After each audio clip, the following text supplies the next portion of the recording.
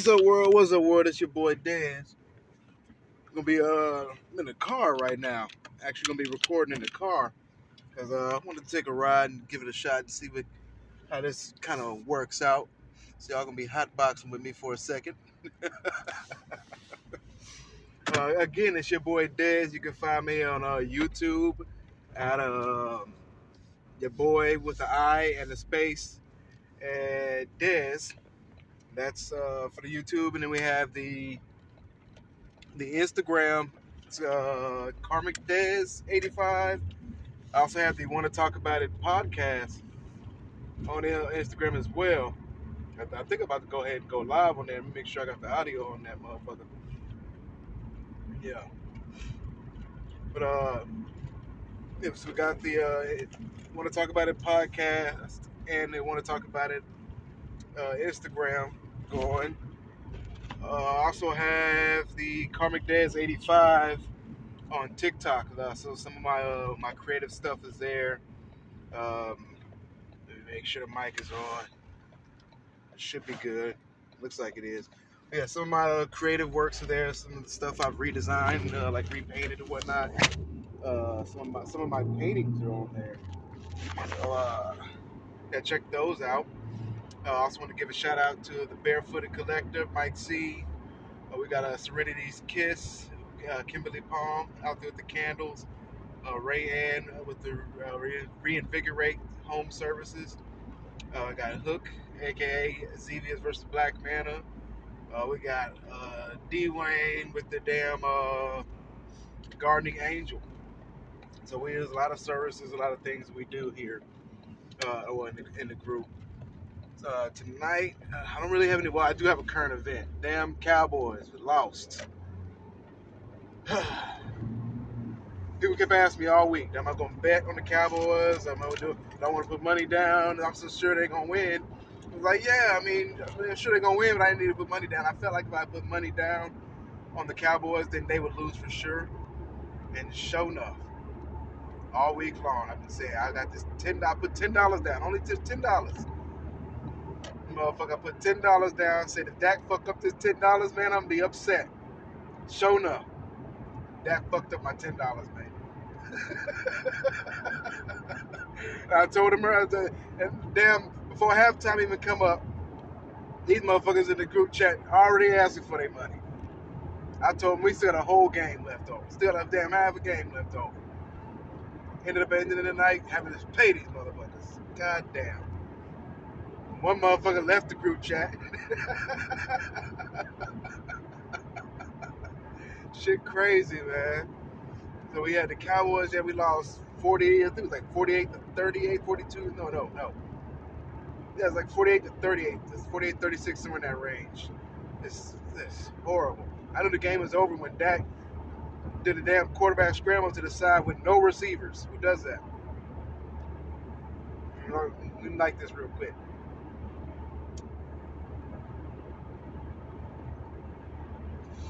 Like I said, you're hotboxing with me.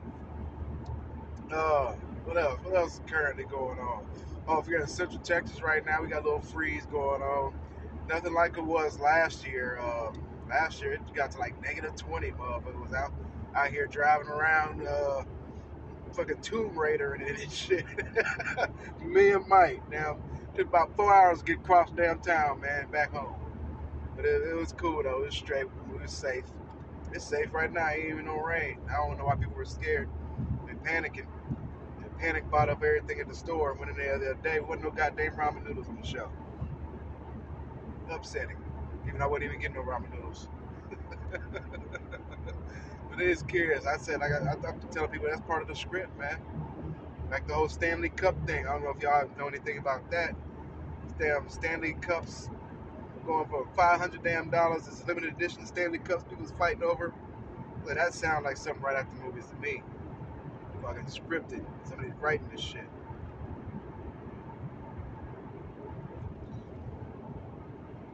Well, tonight's episode, though, I wanted to kind of touch on, do like a callback to the resolutions and revolutions episode. Kind of talk about cycles, more particularly karma. So, you know anything about karma? Karma, the definition of karma is just action.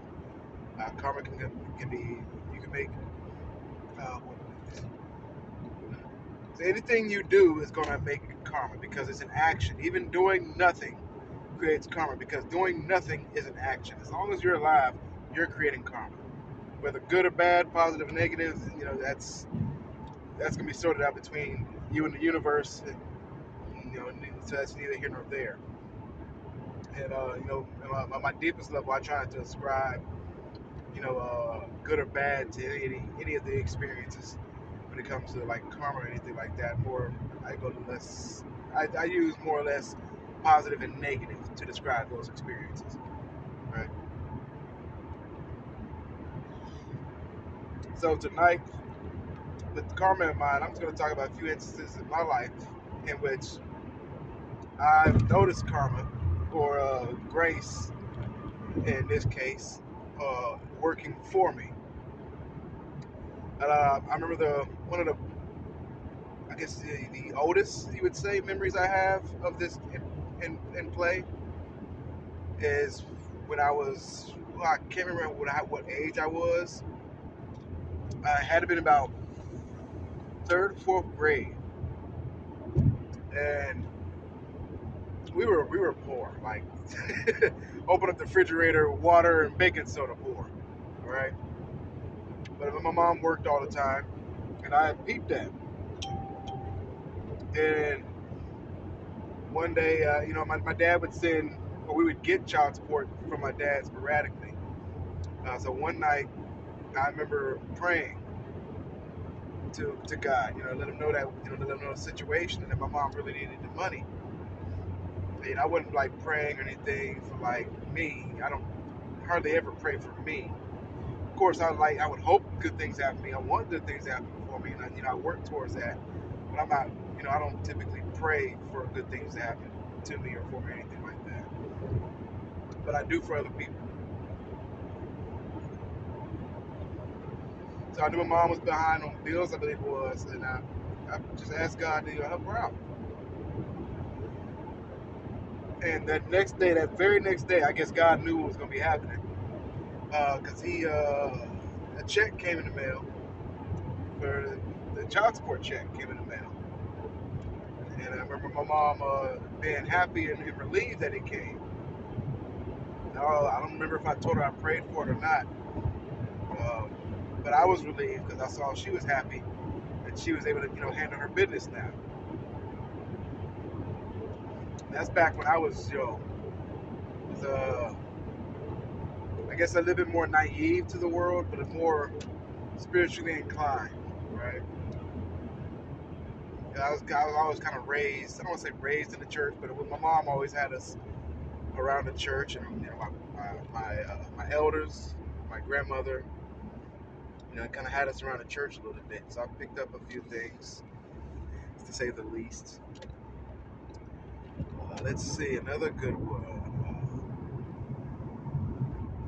There's not many that I remember in between that time period because once that happened, I realized that this shit is powerful. I could literally just ask God for whatever I want and get it as long as, you know, I'm, you know, following what He wants. That shit is powerful. So I don't pray often, which I guess is a bad thing for some. Uh, but I figured, you know,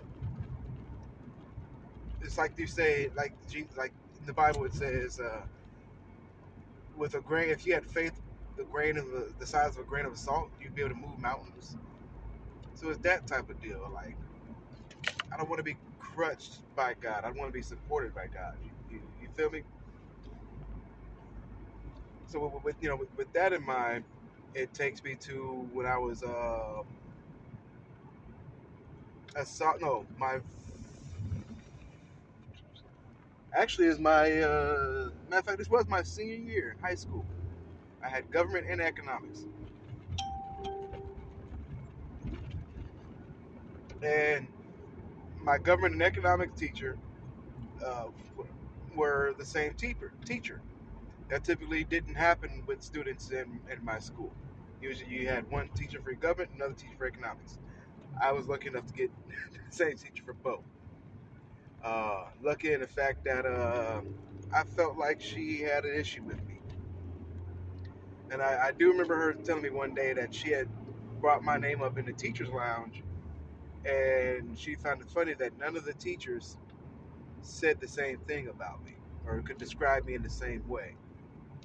And my thing is like, yeah, like, we're all different. People let me do different things. I won't say people let me do different things, but people receive me differently from time to time, and that's all that is. And I mean, really, I was more of a sleeper throughout high school anyway. So it just really depends on the energy you give me. So this lady was always on my case. I mean, so much, right? And I remember, well, after you go through a whole semester and a half of school, you think the teacher would know who you are. I remember she sent me to the office one day because I wouldn't wear my ID. They came on, we had to wear them on these lanyards, and I hate wearing things around my neck. I don't like ties. I don't like collared shirts. Things of that nature. I don't like things around my neck. Um, so I wouldn't put it on. And she had one of my homeboys, another classmate. She had written up a referral and had him walking down to the office because I guess she had already beat my vibe. I'm not about to incriminate myself by walking a referral down to the office.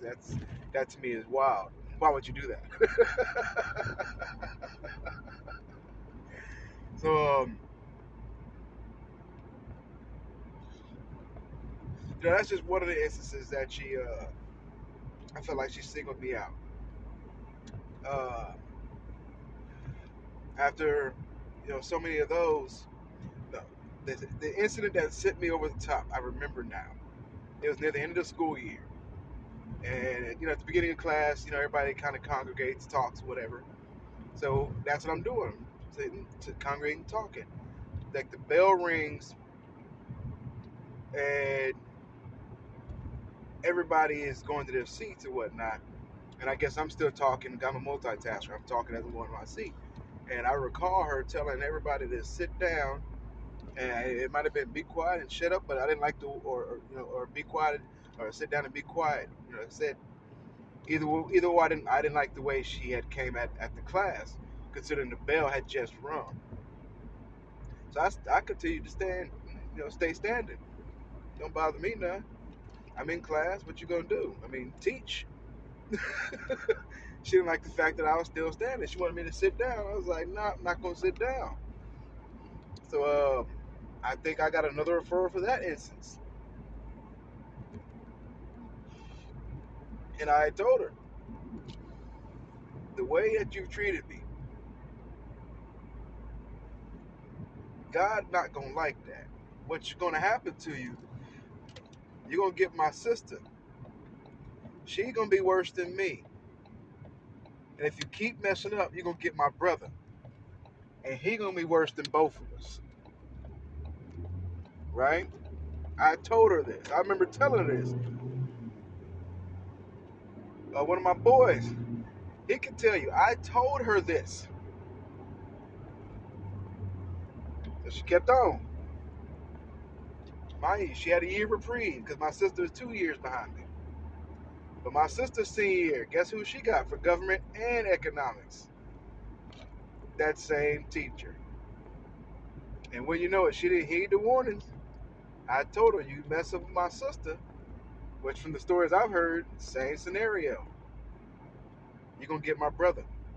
And my brother is right after my sister. Right? So my sister graduates. Boom. I guess she thinks it's over. I guess she thinks it's a game. Third year or the fourth year now. I've graduated. My sister is graduated. Now it's my brother's senior year.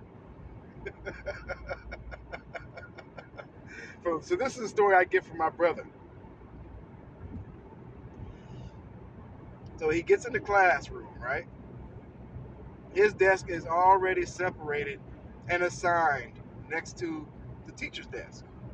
So he didn't even get a chance to even.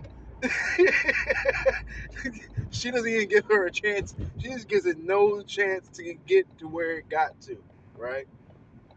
I guess me and my sister really put it, did it. But my brother said that first day, he asked, well, why his desk is separated. No explanation. Just need you to sit right here and don't bring up no commotion type deal, right? So I guess he questioned too much and was still able to, pull off the commotion or whatever. He said the next day that she was gone. She didn't ever come back. And I've told them, years later, I told them what I had told her. They just shook their head and laughed, right? And that goes part and parcel with what I tell people today. Like, you do right, man. God gonna have your back. Just shit. I learned that some battles you can't fight. God gonna fight them for you. And that's one of those battles. Like I told her, you gonna keep playing around, and the way this shit works, and it worked out just like I said it would. Right? Another instance, and this is more along of the relationships I've been in. One specific relationship I was in, actually.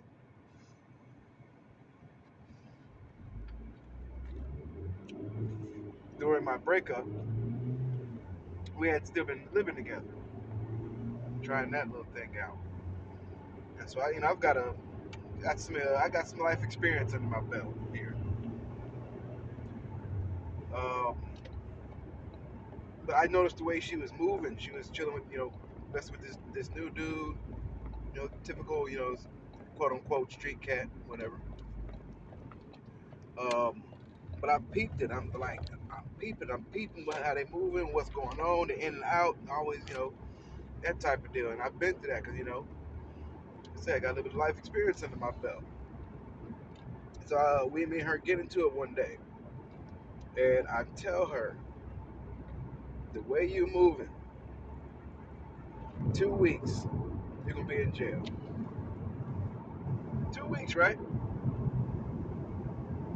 That's not like from no statistics or nothing. It's like something in I remember that night something literally told me, 2 weeks, the way things are going, this is gonna happen. And when you know it, 2 weeks to that hour, not the day. You know what I'm saying?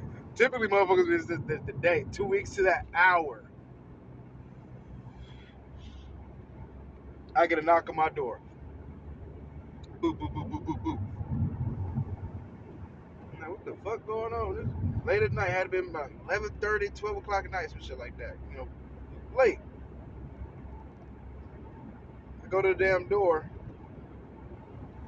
I'm like, I ain't got no peephole. Cool, but that's the story. So what happened with the peephole on the door?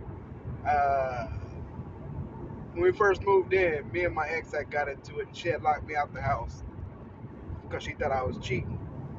And me, I am. If I'm paying the bills, motherfucker, if I ain't locked that door, it's probably best to leave that motherfucker unlocked.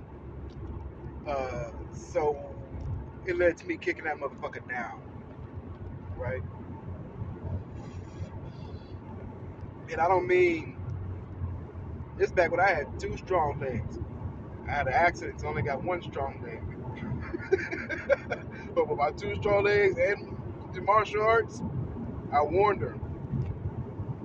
I said, look, open this door so we can talk this shit out.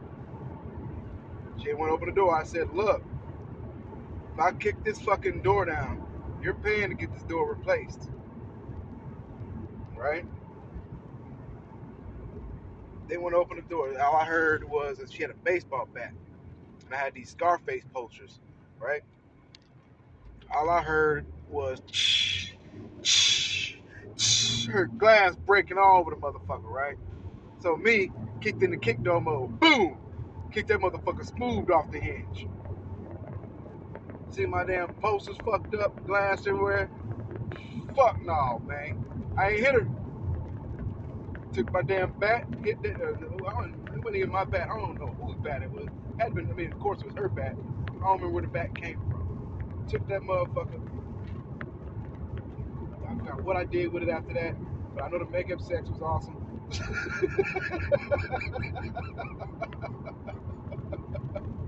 And yeah, she paid to get the door fixed. So, but I did tell her 2 weeks from that day. Like I said, 2 weeks to that hour. Cops. Boop, boop, boop, boop. Who is it? Detective so and so and detective so and officer so and so. Okay, open my door. What's going on? But we picked up her with the guy. I was like, sounds right. Next, and they're like supposed to be a gun. They had hid and whoop the whoop, and they needed to go ahead and get the gun. They only got authorization to go to the spot and get the gun and not search nothing in the house. I was like, oh, well, bet that's the deal. Let's go ahead and get this motherfucker out of the house there, right? So they go to get the gun, and they explain to me the situation, and I'm like, God damn, right? This is fucked up shit. I can't do nothing at this point. There's a shooting involved, right? So they take the gun, I'm clear, I ain't got nothing to do with it. They go off, and from there it's just a bunch of visits and letters, and that was a whole scenario right there. That was a whole experience. But it's like sometimes like in situations like these, like I get those flashes, and I try to tell people, like I take it like my hair very seriously. Nobody's cut my hair, or like genuinely attempted to cut my hair that I know of. My thing is, I'm not gonna deal with it. You cut my hair, you got a bigger problem. You got God to deal with after that. People typically back the fuck up like, hey, I was just playing. Like, okay, well, let you know I don't play like that. My God don't play like that. You know what I'm saying? It was like it's like most of the jobs I've ever worked, right? Maybe except for like the exception of maybe three places, three companies, three businesses. All of them went under. Maybe 6 months or less after firing. Not saying that's because of me. That's me. I noticed, shady practices from the get go. You know, like they're working for call centers typically. They come, they go. I got fired from one call center. I remember because I had words with an HR, a human resource associate, and it all sprouted from the fact that I was trying to get a paper check so I could get my rent paid. Now I was informed that I could request a paper check, so I go to request a paper check. I was told that the company doesn't do paper checks. I wanted to inquire, why in these scenarios and why in some scenarios they're able to get paper checks, but in this scenario they wouldn't be able to get a paper check. Like, what if I just canceled all my debit information? They didn't issue that paper check then. They explained that they would. And I was like, well, why can't I just request a paper check if I need a paper check? So that turned into a whole thing in which the head human resource associate jumped into the situation and tried to take me through the same rigmarole. And I wasn't going to do it. I began to walk out of the human resource office. And as I walked out, I said, "You're no fucking help." It's like she called me back into the office. Well, hadn't left the office completely yet, but she had called me back to where she was standing, kind of like a dog, like you get right here. And the me and me had to get the me under control. Because well, the me had to get the me and me under control because the me and me wanted to go at that lady, not like physically or anything like that, but was about to give her a piece of my mind. But I didn't do that. But I did comply to her request. I did what she told me to do. Said she asked me to come right here, so I came right here, right in her face, like she asked for. Guess she didn't like it too much. She asked what I said back there, and I told her exactly what I said. You're no fucking help. Just like that. And what she told me was that, for the way you've acted today, you could be fired. I can let you go type shit. I looked at her. I looked around. Mind you, I kept my hands behind my back the whole time. Class together. I know how these situations can go. And I looked at her and said, if that were true, you'd fire me right now.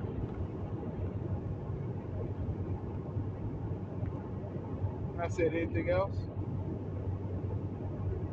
She said, no. I said, am I okay to go? She said, yeah, okay to go. And I left. So I mean, not gonna lie, I got a little crazy streak in me, got a little crazy side in me.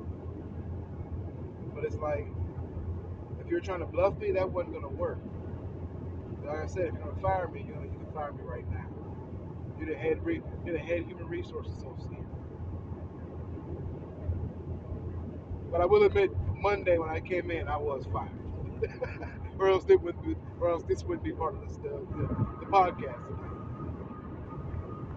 That damn, and the way they fired me was crazy. I felt it. I felt it coming. I got back from lunch. Just got back from lunch, right? And one of the other managers, the only male manager on the floor, walks up to me, and he's on his phone, and he doesn't really ever look me in my eye. He's like, "Hey man, they didn't see you in the human resource office." So I look at him. I'm trying to look him dead in the eye. I'm like, "Oh, what? They trying to fire me today?"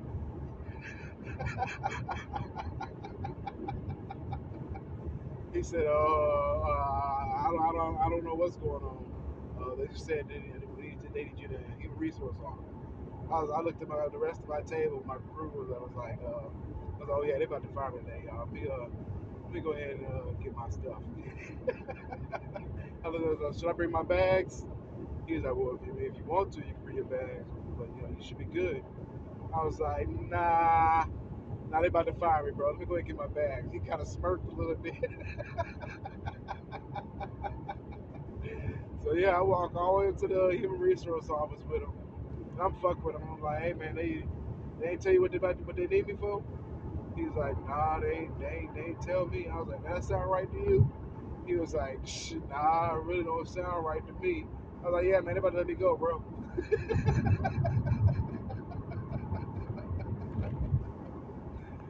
Yeah. So I get to the office, whatever, going through the whole process.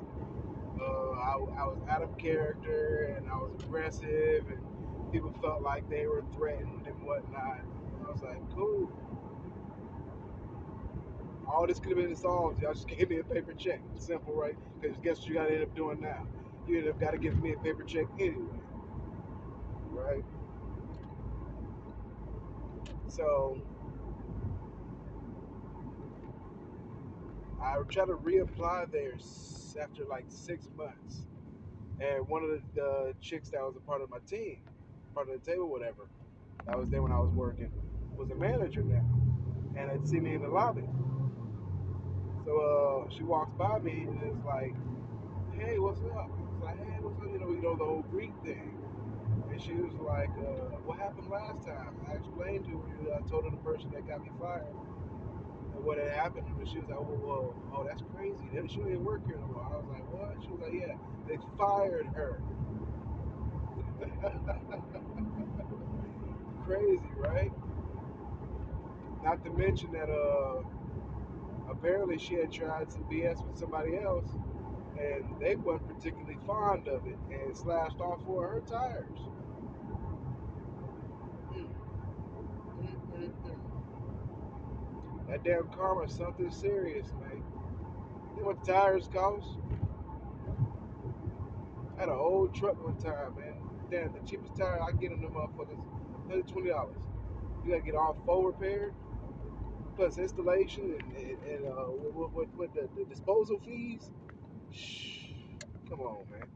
You got $500-600 easy.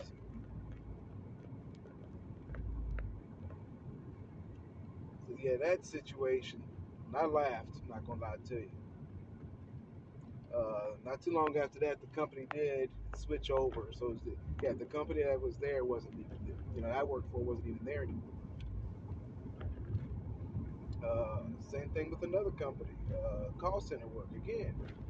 I remember this day, we were working for one of the universities, very prestigious university at that. A couple, about 1,000 miles away from where we're at, which didn't make sense to me because we were also the directory. So you telling me I got to call the directory, who's 1,000 miles off campus, to get information on where to go on campus? That's crazy. That always blew my mind to me. But hey, guess I don't know how money works. Anyway, one day I get a call from somebody, and they're asking me about these clothing items, or no, this website that they're trying to get to. They're giving me the website, and I keep typing it in, and it's taking me to this clothing website. So I'm really confused as to what's going on. I don't know if he's high or what, if he's playing a joke or whatnot.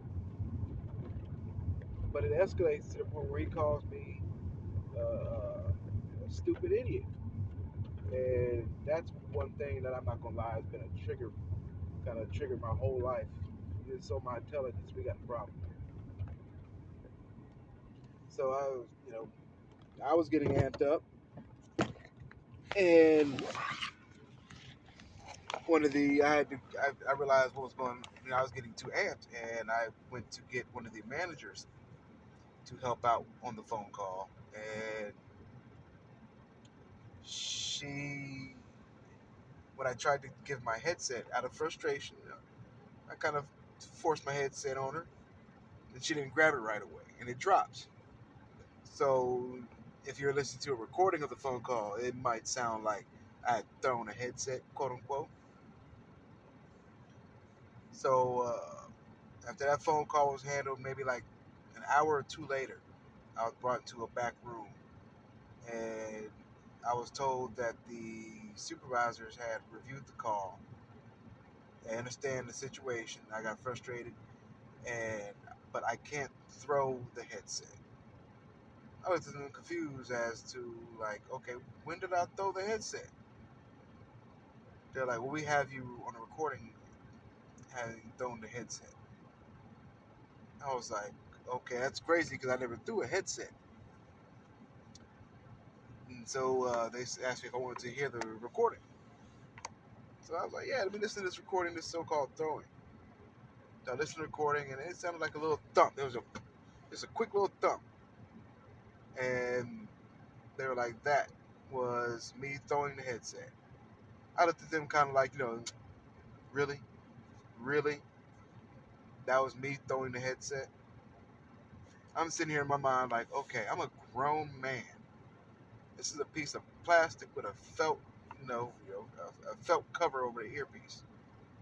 So you're telling me if I had thrown this headset, it didn't break? All you hear was a thump, just one thump, not a crash, not a disconnect. Now I explained to them, I'm a grown man. If I had thrown the headset, there wouldn't be a headset.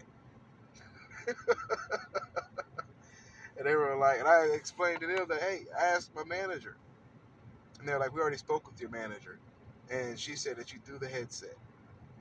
I threw the headset at her. I was like, I threw the headset at her, and it made a thump noise. Wow. And she's not injured. This is crazy, right? So I signed all the little funky paperwork, got up out of there, and in 6 months later, that business was no longer there. That's crazy, man. I have got a few more of those, but I think I'm gonna go ahead and run it short tonight. I'm actually back home, and I'm gonna get something to eat. I want to thank y'all for listening. As always, be good, do well, dominate your day or night, whichever the case may be. If you joined the live, appreciate you. Uh, I did film live for all you listeners out there in Spotify world, Apple world, podcast world. I recorded live. I want to talk about it want to talk about it with your boy Dez and the crew Instagram page. So I'm going to try to start simulcasting and simul broadcasting or simul recording there. Other than that, again, dominate your day, dominate your night. Be good, be safe. See you next time. Hear from me next time. Record now. Okay. Want to follow the conversation? Check us out on Facebook. Want to talk about it? We got group chats. We got group discussions. We got all kind of topics. If you're interested, you want to be part of the conversation. Again, you know where to find us. Facebook. Want to talk about it with your boy Dez and the crew. Bong bong. Done.